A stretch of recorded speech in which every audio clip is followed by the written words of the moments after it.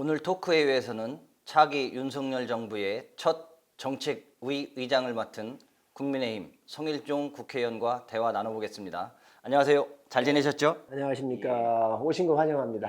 토크회의에서 두 번째로 뵙습니다. 네. 자, 요즘 국회가 검수완박 문제로 분위기가 폭풍전야죠. 오늘 날씨와 같은데 원만하게 해결될 기미가 좀 보이는지요? 오셔서 공기 보셨지요? 무거우시지요? 예, 무겁습니다. 예. 쉽지가 않을 겁니다. 검수완박 그 합의문이 폐기된 과정에서 사상 초유의 일이다. 여당에서는 그렇게 지금 주장을 하고 있는데 의원님이 보시기에는 어떠신지요? 이제 객관적인 시각을 좀 우리가 가져야 하잖아요. 근데 저는 이제 아무래도 저희 당 중심으로 보니까 우파의 색깔이 있을 거고, 민주당은 또 민주당 나름대로 좌파의 색깔이 있기 때문에 보는 시야각은 틀릴 수 있다. 또 이 방송을 통해서도 제가 이야기하는 것이 다 100% 맞다고는 할 수 없을 거예요. 판단하시는 각각의 분들의 생각이 틀리기 때문에, 그러나 합리적으로는 좀 접근해야 되겠다, 이렇게 말씀을 드리고요. 검수완박이라고 하는 것은 그동안 70년 동안 대한민국의 사법 시스템이 유지가 되어 왔었는데 이것을 없애는 거예요. 그러면 없애면 더 전향적으로 발전적으로 미래에 도움이 되는 방향이 돼야 될 거 아니겠습니까? 그렇죠. 예. 이것들을 다 이제 경찰로 준다는 거잖아요. 아니면 중수청을 만들거나 이렇게 한다는 건데, 경찰로 가면 검찰이 할 때보다 더 나아질 것이라고는 확실한 객관적 데이터나 담보되는 게 있습니까? 제가 볼 때는 검찰은 검사라고 하는 특수한 신분이 있고, 이분들이 나오면 변호사라도 하잖아요. 그렇죠. 예. 경찰은 나왔을 때 변호사도 못 합니다. 검찰에 있는 분들은 이러다가 안 되면 수틀리면 많이 나가요. 경찰은 계급 정년이나 계급에 진급에 걸리게 되면 굉장히 애로사항이 있습니다. 자기 신분하고 서로들 이게 권력하고 결탁할 수도 있어요. 그렇기 때문에 여야를 막론하고 어느 정권한테, 정권을 잡는 쪽한테 붙었던 게 경찰의 생리입니다, 지금까지. 이걸 우리가 놓쳐서는 안 된다. 그렇기 때문에 예를 들면 큰 금융사건이 났다고 쳐요. 라임 옵티머스 같은 걸 제가 예를 들겠습니다. 라임 옵티머스 같은 거에 1억 5천 몇 억씩 갖다가 자기 노후를 준비하기 위해서 예치하고 또 거기에 수익 배당금을 받아가려고 했던 분들인데, 이게 사기 사건으로 굉장히 커졌지 않습니까? 이게 많은 여당 의원들이 관련됐거든요. 이게 이제 남부지검의 금융수사 특수부가 있었어요. 추미애 장관 때 이걸 다 날려버렸어요. 자기 돈 넣었었던 사람들 어디 가서 이걸 하소연할 데가 없는 거예요. 앞으로 이런 진흥화된 금융범죄라든지 또 컴퓨터 범죄, 수없이 많은 범죄들이 있는데, 이런 것들이 아주 훌륭한 수사 인력들에 의해서 다 파헤쳐져야 국민들이 안전할 수 있는 거고, 재산도 생명도. 이런 것들이 무너진다고 가정했을 때 과연 검수완박법이 국민을 위한 것인지 권력자 몇 명을 위한 것인지 우리가 고민해 봐야 돼요. 문명국가에서 특정 세력이나 특정한 사람들을 보호하기 위해서 선제적으로 사법 시스템을 바꿔가지고 그 사법 시스템으로부터 재판이나 조사를 회피하려고 법을 바꾼 적이 없습니다. 이번이 대한민국에서 일어나고 있는 거 아니에요. 그렇기 때문에 굉장히 위험스럽다는 말씀드리고, 이러한 판단을 저는 국민들께서 하실 거라고 봅니다. 자, 그럼 말씀을 정리를 해보면 검찰 개혁의 큰 틀에는 동의하나 시기와 방법상 문제가 크다는 말씀으로 이해하면 될까요? 시기와 방법이 아니라 내용이 문제가 있다고 하는 것이죠. 예. 검찰 개혁을 해야 합니다. 예. 검찰이 그동안 무소불위의 권력을 가지고 많은 악행들을 했던 거 반성을 해야 되고요. 그 중에 일부분 분명히 조정을 해야 합니다. 그래서 여당이 공수처도 만들었고 검경 수사권 조정 같은 것도 했던 거 아닌가요? 그런데 검찰 자체를 뿌리채 뽑을 수는 없는 거예요. 그래서 문제 있는 부분에 있으면 고치면 되는 거예요. 그런데 공수처 해가지고 지금까지 인지한 사건이 하나도 있었나요? 없었잖아요. 자기 진영에 예를 들면 서울중앙지검장 했던 사람 사건에 휘말려서 갔더니 황제 의전해가지고 문제가 불거진 적이 있지 않습니까? 그래서 개혁이라고 하는 것은 하는 게 맞는데, 과연 그게 정말로 뿌리채를 뽑아야 되는 거냐 하는 것은 우리가 굉장히 지금 국가의 기둥이 뽑히고 있다, 이렇게 보여지고, 개혁도 그렇습니다. 이것도 또 문제가 많아요. 권력 초기화하는 거예요. 그런데 윤석열 당시 검찰총장이 적폐청산한다면서 과거 정권에 있었던 사람들을 다 감옥에 넣으니까 그렇게 박수를 쳤거든요. 예. 그런데 이제 대통령께서 살아있는 권력도 수사하라 해서 살아있는 권력을 수사를 하니까 그때 들고 나왔던 게 검수완박이 윤석열 총장 쫓아내려고 기억하시죠? 예, 예. 그 정말로 검찰 살려야 되겠다. 그래가지고 부패완판이라고 그러면서 검찰을 살리기 위해서 사직서를 내고 나왔단 말이죠. 그러니까 검수완박법을 그때는 또 아무것도 진행을 안 했어요. 이제 오늘로 약 한 10일 정도 남았지 않습니까? 10일 남겨놓고 개혁한다고요? 전 있을 수 없는 일이라고 생각해요. 누가 믿겠습니까? 이 진정성을 믿지 않을 것이라고 봅니다. 최근 국민의힘 정책위 의장으로 임명되셨습니다. 세간의 재선에게 돌아갈 자리가 아니라는 말이 많습니다. 그만큼 정책위 의장이란 자리가 중요하다는 반증이겠죠. 소감과 함께 어떤 역할을 하는 자리인지 좀 설명을 부탁드리겠습니다. 맞습니다. 그동안 정책의장은 당의 이제 삼력으로서 역할을 좀 하는 데고요. 정책의장이라고 하는 것은 영향력이 막강하다라고 하기보다 모든 국가 운영 시스템에 관여하게 돼 있죠. 당과 정부가 함께. 그래서 당정청 고위 당정협의를 할 때 항상 정책의장이 전면에 나섭니다.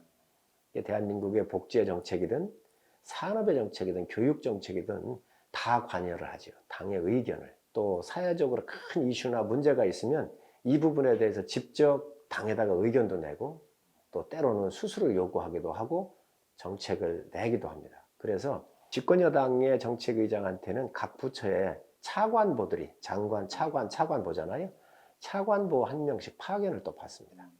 그래서 이분들하고 의견도 함께 조율을 하면서 국가의 모든 현안들을 함께 고민하고 또 준비하고 미래를 준비하고 하는 역할들을 하지요. 굉장히 일이 많은 자리고요. 예. 아무래도 제가 갖고 있는 여러 가지 아이디어라든지 정책에 대한 기획력이라든지 이런 것들이 아마 우리 당에서 이렇게 보셨을 거예요.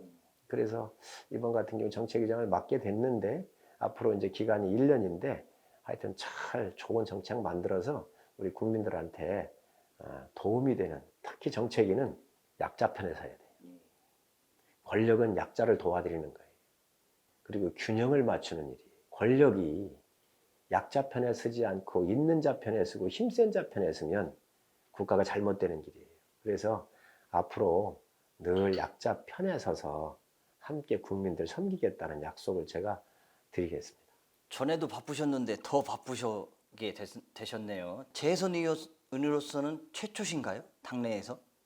그렇습니다. 집권 여당으로서는 야당에서는 재선이 간혹 나와요. 야당은 좀 책임이 좀 적은데 집권 여당으로서 재선으로서 정책위장 맡는다는 것은 처음일 거예요. 다시 한번 축하드리겠습니다. 예. 우리 지역에 계신 이제 아껴주시는 많은 분들이 굉장히 놀라워하시는 것 같은데 하여튼 열심히 잘해서 우리 국가와 지역에 도움될 수 있도록 일 열심히 하겠습니다.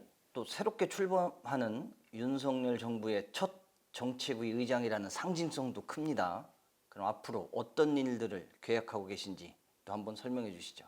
우선 발표를 안 했는데 우리 지역에서 오셨기 때문에 최초로 가르쳐 주시는 건가요? 그러면 예를 들면 제가 바라보는 게 국민의 눈높이하고 거의 똑같습니다. 첫 번째는 지금 농어촌에 이 외국인 노동자가 없어가지고 굉장히 고민이잖아요. 제가 와서 정책 조율을 다 했습니다. 이게 한 부서만 하면 안 돼요. 농림부, 해수부, 그리고 법무부, 뭐 여러 이 부처들하고 함께 협의를 해야 돼요. 그래야 이 문제가 풀릴 수 있습니다. 16,000여 명 정도가 이렇게 노동자들이 좀 들어와야 되거든요. 상시 근로자하고 계절 노동자하고. 그래서 이게 코로나 때문에 못 들어왔어요. 예를 든다고 하면 복지부도 이제 협의를 해야 되는데 외국에서 이 방역, 접종을 안 해가지고 못 들어온 경우가 있거든요. 그래서 외교부를 불러서 또 복지부가 물건을 외국에 있는 우리 대사관으로 보내서 거기서 맞고 오는 방법도 있고 여기 들어왔을 때 맞히는 방법도 있고요. 이런 모든 문제가 굉장히 복잡하게 되어 있습니다. 그래서 이런 것들을 좀 풀어가지고 빨리 우리 지금 외국인 노동자가 한 8만 원 정도 주면 적정할 거예요. 최저임금 계산한다고 보고요. 그런데 이게 지금 시반 5만 원 이렇게 6만 원 가서 배 이상 올랐잖아요. 그렇죠. 시골에서 그게 큰 문제입니다. 우리 밥상 물가의 영향이 바로 옵니다. 그럼 농산물 가격이 올라가느냐? 그것도 아니잖아요. 그래서 빨리 해결해야 돼서 지금 전 부처하고 협의를 해서 곧 발표를 할 건데 검수완박법이 이게 춤을 추고 있으니까 이런 걸 던질 수가 없어요. 또 이제 우리 지역과 관련된 문제인데 의료 격차 문제. 아, 그렇죠. 예. 지역의 의료 격차가 얼마나 심각해요. 그래서 뇌와 심장이 제일 중요한 거거든요. 우리 서산의료원에 뇌와 심장이 없는 거예요. 이게 있어야 돼요. 그래서 안 되겠다. 서울대학교 같은 국립대학들이 이 취약 지역에 이런 의료원 같은 경우를 인수를 해서 예를 들면 서울대학교 서산병원 같이 만들어서 이 의료 취약 지역에 있는 분들이 서울로 올라오시고 할 때에 경비, 시간 얼마나 많이 낭비를 해요. 그죠? 그래서 이런 부분들을 해결해야 되겠다 해서 지금 정책위에서 지금 많이 다듬고 있습니다. SOC 사업 관련해서는 뭐 정당 간의 이견이 거의 없는 것처럼 보이는데, 다만 서울대학교 말씀하신 거 서산병원 그런 경우에서는 일각에서는 이제 도민들이 차별받지 않고 공공의료 서비스를 제공받기 위해서는 의료원이 존재해야 된다는 의견을 밝히고 있습니다. 그 이유로는 의료 서비스가 향상되는 만큼 혹시 환자의 부담이 커지는 거 아니냐, 그런 우려가 있거든요. 이런 견해에 대해서는 어떻게 그건 생각하십니까? 거짓말입니다. 지금 의료 수가는 국가가 통제하고 있잖아요. 의료보험으로. 근데 어떻게 그거 더 많이 받는다는 거지? 있을 수가 없는 얘기입니다. 그렇게 되면 큰일 납니다. 국가의 시스템은 다 동일합니다. 돈 있는 사람이나 없는 사람이나 똑같아요. 그래서 의료보험에 적용받지 않는 성형수술한다든지 이런 것들은 뭐 의사들 수준에 따라서 가격이 천차만별이겠지만 기본적으로 질병이 있거나 이런 부분들은 국가의 의료 수가라고 하는 것이 다 전국 어디나 누구를 남녀노소를 막론하고 똑같아요. 이거를 지금 이렇게 얘기하는 걸 저도 들었거든요. 이거 서산의료원이 지금 충청남도의 소유잖아요. 그렇죠. 충청남도 도지사가 서울대학교로 이걸 위탁을 해줘야 합니다. 지금까지 안 해주고 있잖아요. 제가 수차례 얘기를 했잖아요. 그런데 공공의료 바로 이런 논리를 좀 댔던 것 같은데 서울대학교에서는 받겠다는 거 아니에요. 저하고 협의를 해서 서울대학교의 기획실장과 부원장이 충남도에 2번을 가서 회의를 했습니다. 이거를 지금 안 주고 있어요. 전 이해할 수가 없어요. 이번 방송을 통해서 전 우리 충남도지사께서 이 부분을 서울대학교로 위탁을 하셔라. 그럼 서울대학교 다 받을 준비가 되어 있습니다. 지금 서울대학교에서 파견한 의사들이 몇 명 가 있거든요. 예, 그렇죠. 이분들이 급여를 지금 우리 지역에 있는 기업이 대주니까 서산의료원이 흑자가 나고 있어요. 이분들 빠지면 바로 적자가 나요. 그래서 서울대학교 병원한테 주면 2가지 문제가 해결이 됩니다. 좋은 의료진이 올 수 있어요. 그렇겠죠. 예. 그래서 이 의료진은 의사와 간호사잖아요. 서산의료원에 병실이 꽤 있습니다. 219개인가 그래요. 다 운영을 못해요. 왜 못하느냐? 간호사 선생들이 없기 때문에 그렇습니다. 그런데 서울대학교로 보내면 좋은 의사들이 오고요. 간호사들도 발령내서 노테이션을 돌리기 때문에 그런 문제가 다 해결할 수 있어요. 이 서산의료원에는 대략 350에서 400병상이 되어야 이게 수지타산이 맞거든요. 그래서 이게 가능해요. 지금 현재 우리 의료원은 이 숫자를 맞출 수 있는 게, 그래서 여기다가 뇌센터와 심장센터를 더 추가를 하면 우리 서산, 태안, 당진, 예산홍성 이쪽이 좀 다 가능할 텐데 이게 지금 충남도 도지사가 이걸 지금 막고 있단 말이죠. 안 해주시고 있단 말이죠. 그래서 이 방송을 통해서 다시 한번 말씀을 드리고, 제가 우리 양승조 지사님한테 또 옛날부터 상의해온 거니까 다시 협의를 한번 좀 하려고 하고요. 여러 가지 지금 제가 보관을 갖고 있습니다. 서산의료원에 내는 돈이나 서울대학교 서산 분원이 생겼을 때 내는 돈이나 호주머니에 가는 부담은 똑같다, 그런 말씀으로 이해하시면 되겠죠. 그러면요, 이걸 만약에 틀리게 받으면 큰일 납니다. 그런데 우리 서산, 태안, 우리 고향의 많은 주민들이 서울로 올 때 교통비, 밥값, 시간, 또 저녁에 주무시게 되면 이제 숙식비, 이걸 계산해 보세요. 빨리 가야 됩니다. 그래서 이걸 유치할 수 있도록 좀 도와주시고, 이게 안 될 것 같아서 제가 대통령 대선 공약에 넣어놨어요. 분병화 하는 거를 이제 구체화 시켜야지. 예, 잘 알겠습니다. 지금도 전국이 밝지는 않습니다만 대선이 워낙 박빙이었고 또 정권이 바뀌면 여소야대의 형국이 됩니다. 윤석열 정부의 초반 국정 운영이 만만치 않을 것이다는 우려가 큽니다. 이에 대해서는 어떻게 생각하십니까? 어렵지 않은 경우가 있겠습니까? 그저 낮은 자세로 국민과 소통하고 국민을 상대로 도와주십사 하고 가야지요. 야당은 또 뭐 야당 역할이 있기 때문에 극심한 반대를 할 거고요. 지금 현재 그렇지 않습니까?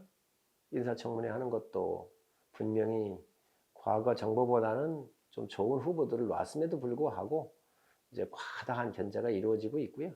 또 거기에 또 검수완박법이 함께 엮여지면서 지금 어려움을 많이 겪고 있는데 어려울수록 더 슬기롭게 대처해야 되고 또 풀어가야죠. 다음 질문도 뭐 그렇게 썩 유쾌한 질문은 아닌데 인소위 구성부터 충청 홀대론이 심심치 않게 제기되고 있습니다. 근데 충청권 의원으로서 이런 지적을 인정하십니까? 안 하십니까? 인수위원회 적게 들어간 건 맞아요. 근데 언론에 안 나와서 그렇지 제가 인수위에 상임 자문위원으로 가 있잖아요. 그 언론에 보도된 게 한 분인가? 그냥 인수위원만 났으니까 그렇지. 그것만 갖고 따졌었고 아 의원님도 들어가 계시는군요. 그렇습니다. 들어가 있습니다. 그리고 이번 윤석열 정부에서 정치인들이 안 들어가서 그렇지 4명 정도 들어갔다고요. 충청 출신 4명 들어가 있다고 얘기를 하고요.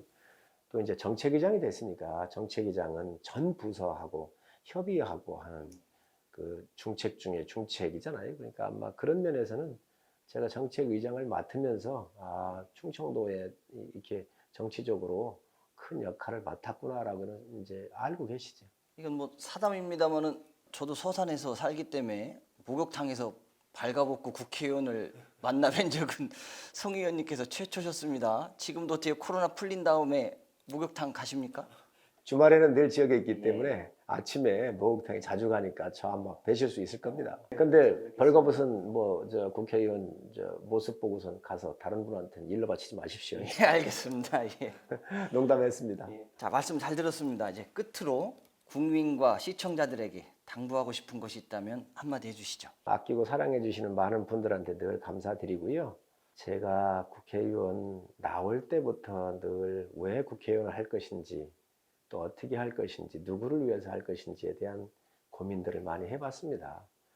그게 마지막 결론은 약자를 위한 이 여정이 아니면 정치를 할 필요가 없다라고 생각을 하는 거거든요. 그래서 이 권력의 권자가 저울추가 들어가 있는데 저울이라는 게 균형을 맞춰야 될 거 아니겠습니까? 그래야 근수가 정확해야 사는 사람 파는 사람이 싸움이 없고 분쟁이 없는 건데 정치는 바로 있는 자들, 힘센 자들, 가진 자들, 권력 있는 자, 돈 있는 자들을 이런 사람들이 이런 세력들이 많은 국민들을 괴롭히지 못하도록 이렇게 균형을 잡아라. 균형을 잡으라고 하는 그 권세권자의 저울추자의 의미를 부여한 거거든요. 이 의미를 늘 제가 새기면서 앞으로 가겠습니다. 그래서 힘들고 어려운 일 있고 그러시면 저한테 오시면 제가 상담해드리고 또 해결도 해드리고 또 친구가 돼드리는 역할을 잘 하도록 하겠습니다. 중책을 맡은 만큼 최근 실타래처럼 꼬인 전국을 풀어나가는 데도 큰 역할을 해주시길 기대하겠습니다. 바쁘신 가운데 인터뷰 응해주셔서 감사합니다. 네, 감사합니다.